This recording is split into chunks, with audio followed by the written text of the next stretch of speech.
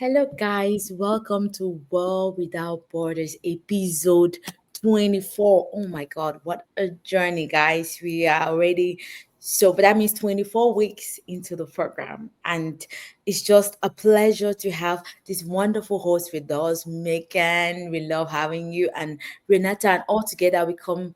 To share our minds on our different perspective. And today, I want our host to present herself before we go into the topic of today. Megan. Thanks, Susie. Hi, everyone. Hi to all our viewers and listeners. I'm Megan from Cape Town, South Africa, and I am currently operating in both the communication space as well as the youth space. So, join us today for another interesting topic. Thank you. Thank you, Renata. Hello, hello. So my name is Renata Anderson, and this is Ben Ben. He came to see everybody today, and I'm so happy to be here. Yeah. Thank you. We are so happy to have you guys, a wonderful host on this podcast. And I'm Susie, and I'm also hosting this podcast. So, without wasting of time, let's go directly into our topic of today. A very nice topic, guys. The journey to self love, which is very amazing, something we need to talk about. And thank you so much, guys. As I was saying, the topic of today is a very personal topic for each of us. And the topic is the journey to self love, coming home to yourself. Guys, when I hear that topic, I'm like, wow. Because so many times we are so busy into a lot of things that we forget about ourselves. We are busy into doing things, let it be being a family, raising a home, raising our children, or building a home, building a business, building ourselves, that we sometimes we forget Yeah, that we need to come home to one person, and that right. person is first ourselves. So, to start this topic, I have a question I want to ask to each of the hosts so that we can have different perspective about this topic.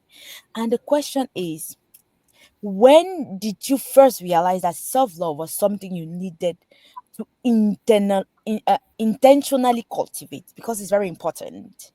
Yeah, And I will start to ask this question to Renata, because I know you have gone through a lot, and the only thing that can make somebody survive all what you went through is self-love. So please tell us, when did you first realize that self-love was something you needed to intentionally cultivate? Hi, everyone. So my name is Renata Anderson, and wow, talking about self-love, it's so deep and so important in the same time. Um, I had a lot of experience that I feel myself very far from myself. So when we decided for this title, like coming back to our own home, is that, because the definition of depression is when you are far away from yourself. So when you come back to yourself, it's when you start to heal, and this is so important. So I have I think it's a learning process first of all, um, and we have to pursue this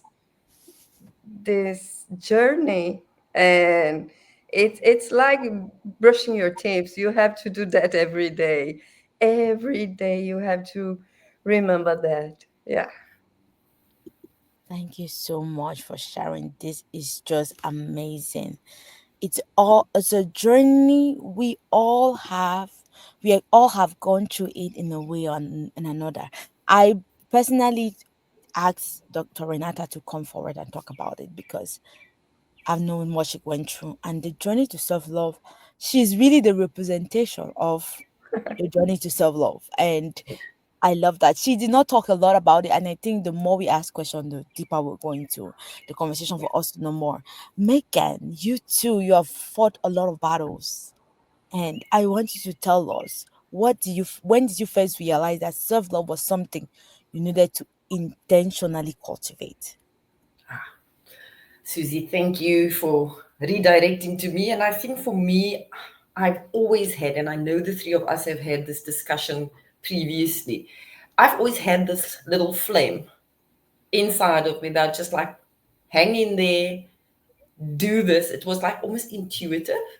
and instinctive that, you just hang in there and do the things that you feel you need right now. So I've grown with it, but it certainly, I feel, takes a level of self-awareness and a level of maturity. So emotional maturity and mental maturity to get to a point where you can actually identify what it is and what you need in a certain space. So, I mean, for me, it's about going to the beach, walking on the beach, whether it's, sunshine or rain, or just sitting on the beach in my car, watching the waves. That's always been my way of just bringing myself back down and grounding myself. And that's always been a part of my life, right? So I think for me, it's always been there, but the realization came about when I was mature enough to actually be enlightened and to realize there's a reason that flame keeps burning. So I think it's different for everyone, but I think it needs to get to a point where you start working on yourself, and that's where one step will lead to the next. So that's my thinking. Thank you so much, Megan, for sharing. And that's very powerful. For me personally, the journey to self love, the time I realized that I need to, is something you need to intentionally cultivate, is when I discovered that nobody can love you more than you love yourself, more than the love you have for yourself. And I was like, why am I expecting people to love me when at the first I don't love myself? Mm. Yeah. And and at a certain level it makes you depressed. For I was frustrated, I was depressed, I was like, I want my family to love me, I Yeah. want my friends to love me, boyfriend to love me to a certain dimension. I don't even love myself to that point. Right. Mm. Right. And then I started saying, why not start to love myself? As soon as I love myself and I discover the value I have, now I can put that out in the world, because the truth is you can only give what you have. I True. cannot love Megan more than I love myself, because I don't know how to love more, Yeah. you know? And so, because I wanted to give so much to the world, as a CEO, as working in different other organizations, being with people, and I'm like, I want to love these people. I want to give them my all, but I can't give them my all in a broken perspective, in this broken soul person that doesn't trust what she does. I want to be open with people because they have to know the reality you go through. And I was like, let's stop there. Let's start working on Susie. And sometimes in the previous podcast, if you heard me a lot, you notice that I was thinking that working on myself was selfish. And I mentioned it again and again that, oh, I just want to work on myself in a very selfish way. But after talking with this wonderful host in this podcast, I noticed that that is not the selfish, that is the gateway to greatness, Mm. to start loving myself. So I started knowing about, what does Susie like? What does Susie don't like? Now I know how to talk to Susie. Since I've discovered how to talk to Susie, I am learning how to talk to Megan, how to talk to Renata in that same love perspective. The things that Susie doesn't like, Renata will not like it. If you talk to me a certain way, I will repost. I've noticed that if I talk to Megan a certain way, she will repost, because I've discovered what Susie doesn't like. So that's when I started cultivating that intentionally, loving myself, loving the way I look, loving the way even my toes are not straight. I love them that way. My hair is not, I love it that way. I love what I see in the mirror.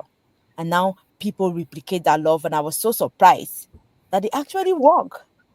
But Yeah. that's where it started. But it's without wasting time, let's go to our second very important question. And that will go to Megan. Megan, what does coming home to yourself mean to you personally? Wow, Susie, for me, it's just about that quiet time, just finding that space to actually ground and reconnect with me. And I've discovered something interesting over the last few years. So, you guys know that I love music, I sleep with music, I work with music, everything. And what I've discovered is when I'm not in touch with myself, I forget to turn on my music. So I've realized there's an external trigger or an external symptom that shows up when I'm not grounded within myself. And I've only discovered this over the last few years. And so in the past, I used to see it as phases I went through with music, just being there and making my space comfortable for me. And now I realize that the further I drift from myself, the less I'm listening to music.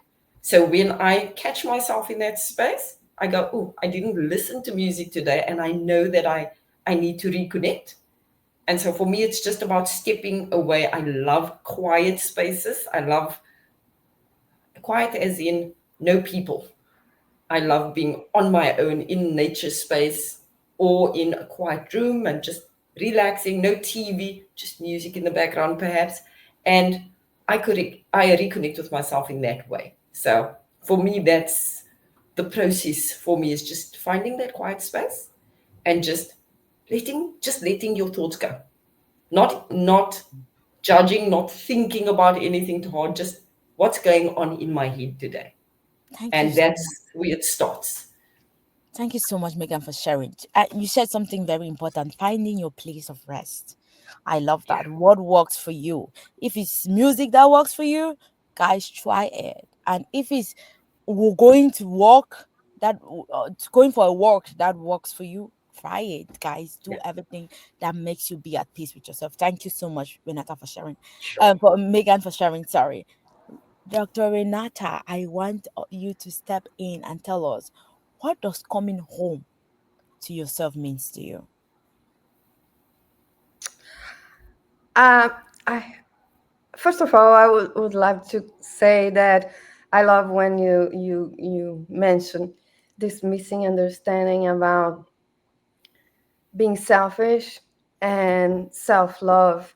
So a lot of people don't understand that, and I think it's a big limited belief that if I put myself first, I am selfish, and this is wrong. This is not right, because um, if we are not first, we cannot help anybody else. We cannot take care of anybody else.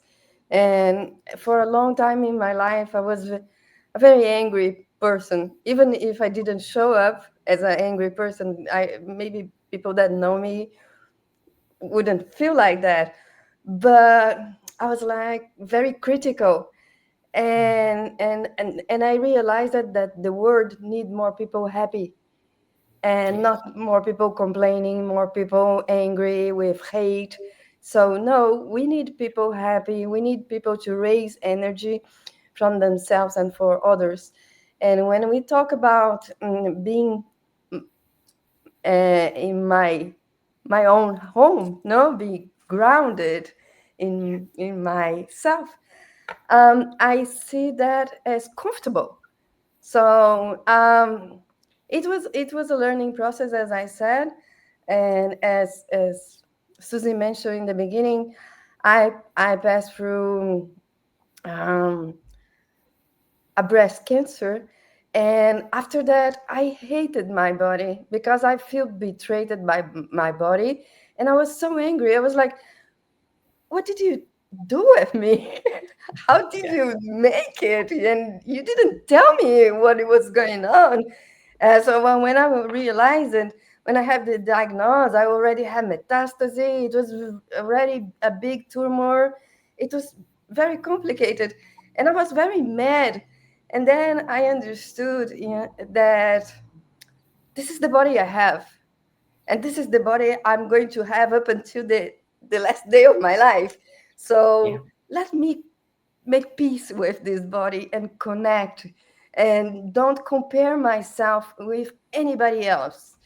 And I'll say, I think this is the most important, because I think one of the frustrations come from comparison, and the media marketing everything, just compare us to an ideal model, and if I'm not like that, I'm not happy. and Yeah. and and this is so unfair. And we see little girls growing with this kind of mindset already, like girls that say, oh, I don't like my hair, I don't like my arms, I don't like my belly, I don't like this. It's like, wow, this is so important to say, no, this is the body I have, and I'm going to take care of it. Because if I don't treat that well, I am the only one who is going to suffer. Wow. And this is not a good idea. So Yeah, I think we learn with bad experience too. for Yeah, sure. as we definitely do. Thank you so much for sharing. And your journey to self love, you guys, is so inspiring. Personally, I think coming home to yourself, for me, it means just realizing that you come first. Yeah, Because if you're not there, nothing will go on. You want that job, right? If you're not alive, that job will not want you. yeah, You want that husband. If you're not alive, that husband will not want you. You want those children. If you're not alive, those children will not want you. You want that house. If you're not alive, that house will not want you. So it starts by you. right, What right. where I am. Yeah, Who is this person? What does this person want? What can this person bear?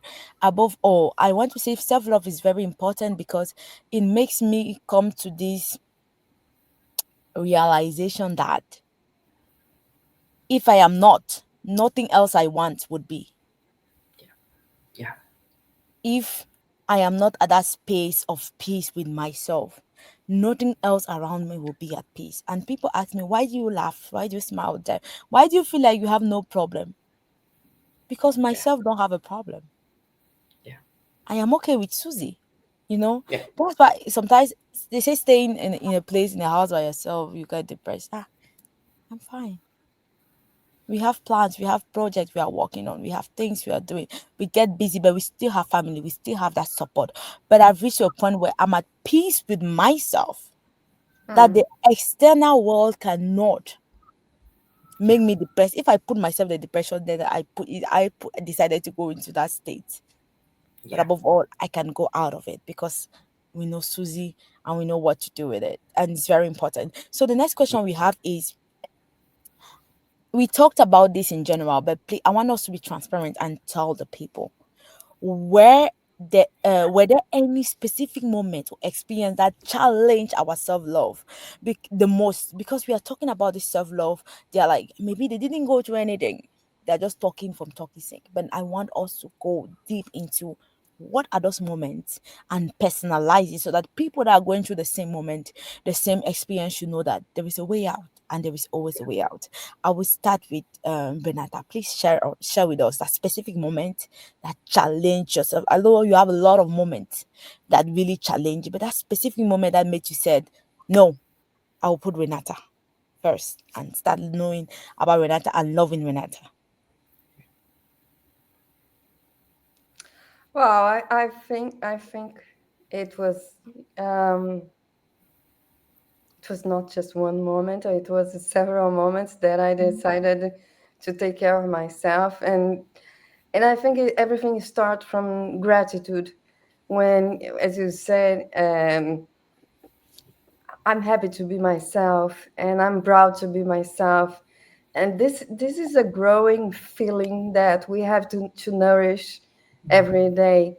And one thing that I learned that really helped me is do what you can from where you are. And so this is so important because it's baby steps, and sometimes it's like, okay, um, I don't like this thing, but what can I do for myself in the future? So I used to joke with my friends from yoga that every time I do a yoga class, in the end I say, "Thank you, Renata," but it's the Renata from the future that came and say thank you, because I decided that I'm going to do my best to deliver a good body, a healthy body to myself in the future. So nice. that's what I'm working for myself in the future. So this is my boss, Yeah, myself yeah, in the future. And I take my decisions in the best way to don't see any complaint in the future, like, oh my God, look at that. What did you give it to me? So I don't want that. I want Renata from the future to be proud. wow. And I think this is when you start to establish connection in with yourself from the future, from the past, from the present. It looks like crazy, but maybe it is. But that's how it works for me. Thank you so much for sharing. And what about you, Megan? Tell us more about those specific Susie, moments that challenge your self-love the most. yeah, no, Susie, there's been a few as well. I think one of the first that I properly remember is when my parents got divorced. I was about 15 years old, and you go through so many different thought processes and emotions and just turmoil during that time. Second time for me was, well, not a second time, but another time was probably the one time that I had a really toxic manager, and it's at work, and it really, one of those that really breaks you down, and you get up every morning knowing you're stepping into that same situation, no matter what your approach is, that there's going to be, the conflict and the rift. And another time was certainly with my diagnosis. I can fully understand what Renata said earlier, and I agree with her. With my cancer, my breast cancer diagnosis, you also, even if you are pretty confident in yourself and pretty happy with your body and just who you are, it does rock you, and it does throw off that internal compass. And I think that's where it's so important to have that basis of, or that foundation of, being able to see yourself in those moments, really find yourself again, reconnect with yourself. Because if you don't have that, the turmoil just keeps coming, right? The thoughts go and the mindset worsens all the time. So, yeah, there certainly have been lots more moments in my life, but I think those for me were really key ones. And I just want to throw something into this conversation just from the previous question that Renata answered last, and then jumping into this question. The one thing that sprang into my head now is really the discussions we're having with one another. And I'm talking about generally, not the three of us. If you speak to kids or youth regularly, and you speak to other friends, women, males even, speak to anyone, and they are struggling to find themselves, I think what's missing from the equation of getting more people into that happier space with themselves is the fact that we're actually not communicating enough what the process could be like, what it should be like, or more what it should be like. If somebody comes to you, if a young child comes to you and says, oh, my arms are fat, or my face is fat, or I don't like my hair, or whatever, what do people say? You know, things will change. They don't go, my parents used to say to me, don't like your feet? They work, you've got 10 toes, they're doing what they need to do, be grateful. Done. Mhm. You know, we I was thinking of it from maybe a cosmetic perspective, like, I don't like my toes, I don't like my feet shape, I don't whatever. They would say to you, it works, it serves a purpose, you've got good balance, that's what feet are for. Get over it, right? But at the time, I didn't realize the importance of that information coming across to me. It was, I think, a little shrouded, but it was gratitude for the fact that you've got it, and there are Mhm. people that don't. That was the key message.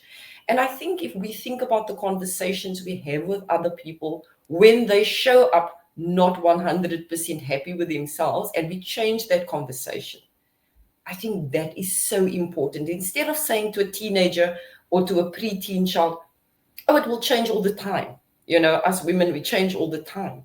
No, sit and have a conversation about what to expect and what they can actively do to get into a better space. And I think that is something that's really been missing for a lot of people. And that's why today there's that gap, that obvious gap that we have to bridge, from getting people to realize that it's not selfish to love yourself and look after yourself and spoil yourself, but also that the you inside is the one that needs the most attention and needs to be connected with always before life actually happens. So I just wanted to put that into the conversation, because I think that is really, for me, that was an eye opener when I realized that link between those things changed in my head. So Wow, I'm thank putting you that so out. much for sharing. That was just so amazing, guys. That question is very important. Like those specific moments really show us that, you know what, self love is very important, guys. And for me, I think it was a moment when I decided to travel abroad for studies. I did not know I didn't like myself at all because I was always in family, always in a in a sphere where no matter what, they got your back. Now to come in a place where you there's no family, there's nobody except you. You have to figure out your life. You have to decide what you want for yourself. And I'm like, how can I even decide? I don't even want anything for myself. First of all, why should I be in the position of decision? And that doubting, like you see people around you, you think they are better and you don't have what they have, and so a lot of doubts came at that moment. And that's where I really said, you know what, stop and discover who is Susie, because I had no clue on who this person was, because I was always surrounded with people. I never had a moment you alone and just be with you. So it was really frustrating for me at the beginning to be with myself, and I did not want it. I always want to be surrounded with people and be friends, where there is people. But at a certain point I was like, you can't always run away from yourself, Mm, but you want people to come to you, but you're running away from you. yeah. And I was like, Wow. okay, let's start by get back to you. Be at peace with Susie. Just be at home with yourself and have that peace, which I didn't have. I can tell the truth. I always say it again and I didn't have that. And so it's a 3 years journey from now, and it was a step by step discovering who this person is, if you even like this person at the first place, if you even want to be with this person at the first place, and all this. And it was just amazing. But before I end this podcast, there's one question I want us to put out there, because a lot of people are struggling with with self-love. And especially from Africa, we chase that away under the carpet. We say, why do you want to love yourself? Who loves you, first of all? That's the thing we receive from people. You're like, your life is tough, just go through it. It's not always that. Life is beautiful. And the only way to enjoy it is to start by loving yourself. So there's one question Yeah. I want to put out there before we go. If you could go back to your younger self, one thing, what is one thing about self-love? If you can go back to your younger self, sorry, and tell your younger self one thing about self-love, what would that be? I will start with Renata. Tell us. Wow, this is always a great question. Um, I maybe it was like, don't judge yourself too much and just enjoy the journey, because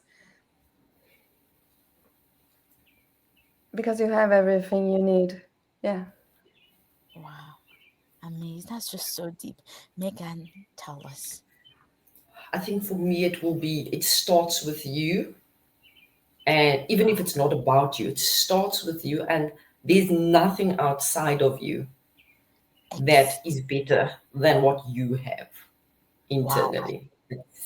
I That's where everything is. If only we would realize this sooner, I think we'd have happier people all around. Yes, I love you guys are just so inspiring. I think what I would tell myself, my younger self, is everything is in you.